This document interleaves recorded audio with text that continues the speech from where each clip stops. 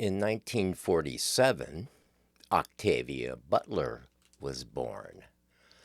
This is a new biography of speculative fiction writer Octavia Butler. Uh, Born in, as I said, 1947, I think, and lived until 2006. Um, it's not a vast book here. It's only a couple hundred pages. Has some illustrations, all in color and black and white of scenes from her life, um, and it is a quite interesting little book. Of course, talks about how her origin, and Octavia Butler was not like a fancy person from some university educations and upper class and all that, where sometimes we get people from that, or from parents who were in the arts, or anything like that. She kind of came out of nothing, out of her own self, out of her. Her dad died very young, and she had a mother who worked and worked to support the family, to support the two of them, only the two of them. That's all there were. And Octavia was, kind of an odd girl, liked to write from the beginning, and continued to write her whole life. Um, she believed in the discipline method, the not the inspiration. You just sit down every day and you do the work, and that's how you do it. Habit, not just like, okay, I'm going to be inspired and it's going to flow out from habit from the heavens. And this stuff really comes out of a lot of hard work and hours and hours and hours and hours of work. I think she wrote like 12 novels eventually. Um, I've only read two of them, okay? I read Kindred, probably first, and really liked it.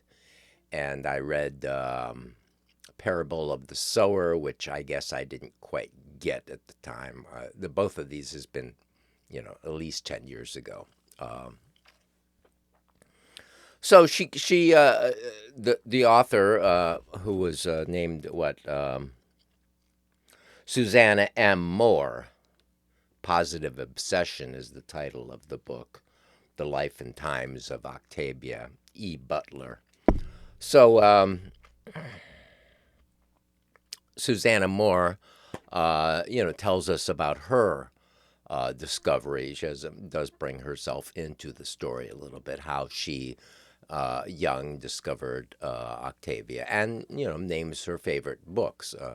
Wild Seed is the one that she liked the best. And, some of these things in her descriptions, she writes about each book, and kind of tries to come up with, with what was in the atmosphere that drove these things, like sort of the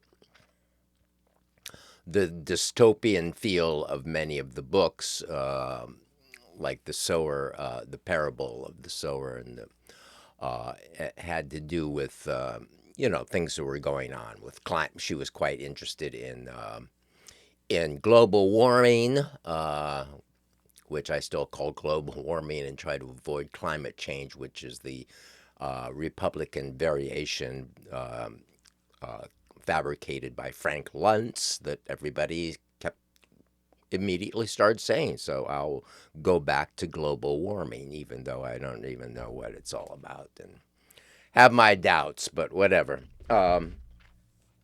So she's concerned about that, and she was like, boomer. So she was Vietnam era, and basically unaligned kind of a lefty. She had been mentored early by another the other big black science fiction writer of the day, which was Samuel Delany. And actually, I met Samuel Delany at a little book event in, it could have been at the Housing Works bookstore, actually, a few years back when he was signing a graphic book about his how he found a lover on the street, a homeless person who he brought into his home to be his companion. I don't know where all that ultimately went. He's in Philly now and is on Facebook. So, and I ended up getting a fake Delaney who contacted me actually on Facebook. And a whole other thing that was trying to scam me. But anyway, that's not Delaney's fault. So another thing about Octavia Butler that is quite interesting here is that she was physically, not particularly fashionable of her day. She was 6 feet tall for one thing, and kind of big, and not particularly attractive in the normal type of ways that appeal to men. So she she was single her entire life, and it just really did not was not able to connect in that way. There's questions of was she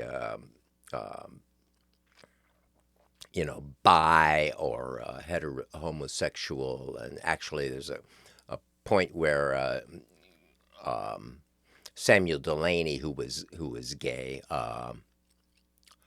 questions her about that, and she said, "Yeah, I don't know," basically. So she just couldn't operate in that, and therefore was kind of lonely, but therefore also threw herself into her work. While she was struggling in the beginning, she had to continue working. So she was doing like shitty low class worker jobs, like clerking at stores or whatever. Her mother wanted her to go into education, get a clerical education. She did not want to be, that kind of a servant, basically.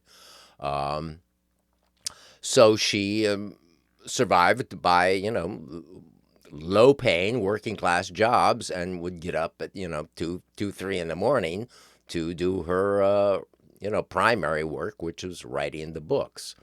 So yeah, and as I said, it goes through basically all of the books, and describes Susana Moore talks about her feelings about the books, and the environment in which they emerged, and so it was all quite interesting. And I might actually read other of Octavia Butler's book. I mean, in books. I'm not really that much into speculative fiction these days. You know, I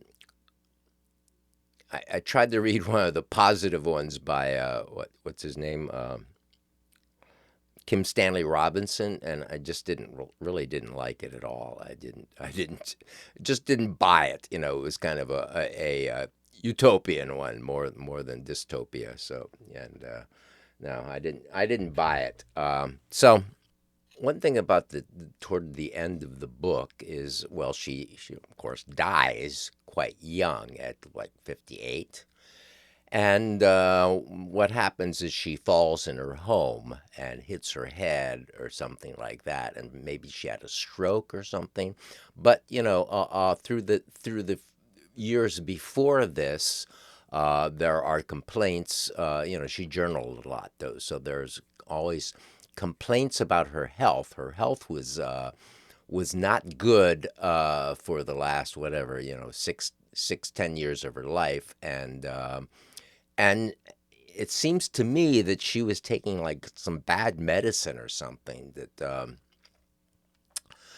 she couldn't write. So she was saying that the she felt the medicine was making her like listless. It wasn't, she didn't have the snap in her personality, her writing. It was affecting her negatively in some sort of psychological capacity to do her work. And so, I think stuff like that, and I don't believe in, she had heart problems. That was the issue. So, I think maybe she should have just like not taken all that stuff and been heart happier, being able to do her work instead of these pills that made the work stop. So, it makes me think about these things like, the medical industry, life and death, and how much we believe in these pills and so forth. Like, I kind of avoid the doctor. I don't even have a full checkup or anything like that. So I've never had a colonoscopy, and it was suggested I should look into my heart, and I don't want to do that stuff. I have low blood pressure, so there's that. But I don't think these statin drugs are good. I think must be some other way to deal with these issues.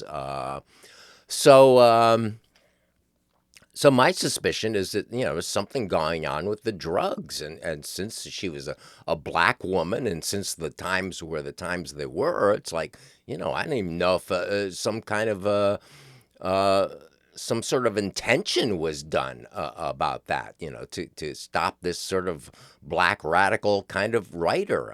It's like get to her doctor and give her these pills that shut her up. I mean, I don't know.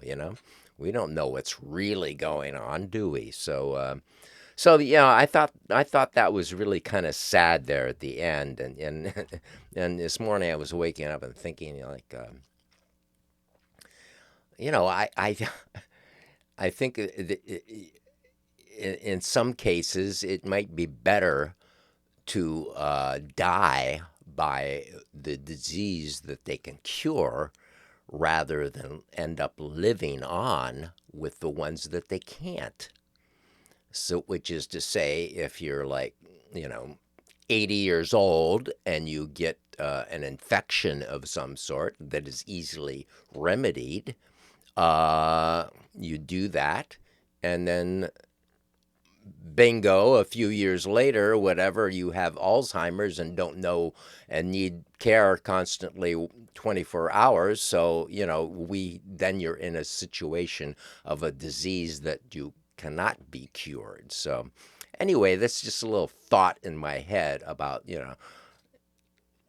us privileged people who have um, health care, at least to a degree. I know it's being cut off now to serve the billionaires and the military industrial complex, some people's health care, tragically. But it's not all black and white here. So anyway, that's a little aside that came out of her death and what I thought about that. And so Octavia Butler, it's a pretty good book, and maybe you're interested in Octavia Butler, or you ought to be. So like and subscribe.